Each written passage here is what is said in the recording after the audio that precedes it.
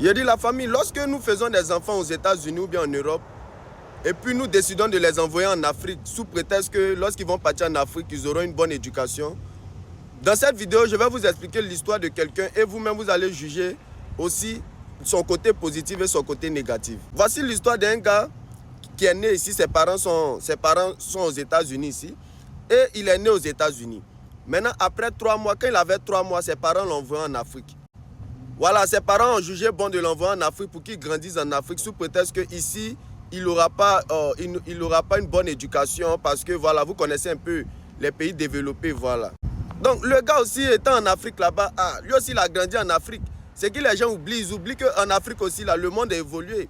Voilà, de la même manière, les gens sont aux États-Unis, là. C'est comme ça aussi en Afrique, les gens sont comme ça. Et à 18 ans, maintenant, c'est le moment de l'envoyer aux États-Unis.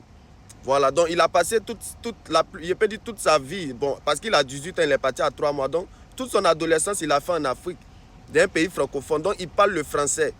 Voilà, donc c'est-à-dire, de un, il n'a pas l'accent anglais, il n'a pas l'accent américain, il ne parle pas l'anglais, et actuellement, il parle le français. Vous voyez, donc le gars est venu aux États-Unis, malgré qu'il est né aux États-Unis ici, mais il ne peut pas s'imposer, il est considéré comme un immigré, il est considéré comme nous autres. Donc, il ne peut pas faire les boulots des Américains parce qu'il n'a pas l'accent, il n'a pas, comment on appelle, la culture américaine. Il a la culture africaine en lui. Donc, quand lui-même, il dit à quelqu'un qu'il est américain, qu'il est né ici, la plupart de ses amis le regardent de manière bizarre.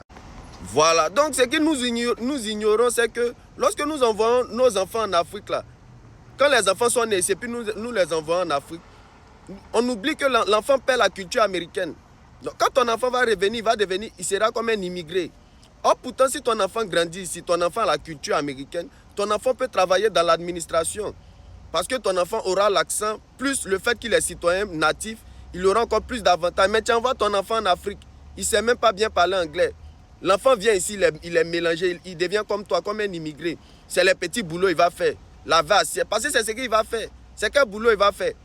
Même partir à l'école, faire de longues études ici, là, ça va le fatiguer parce qu'il ne comprend pas l'anglais. Donc, envoyer son enfant en Afrique aussi, il y a des inconvénients. Laisser à faire d'éducation, civilisation, non. Tu es à la maison et ton enfant, tu vas éduquer ton enfant. Voilà. Tu es à la maison et ton enfant, tu vas éduquer ton enfant. Même si ton enfant est ici, là, tu restes à lui, tu peux l'apprendre même le français à la maison. À la maison, tu parles français avec ton enfant, il va comprendre. Tu lui fais comprendre aussi les choses.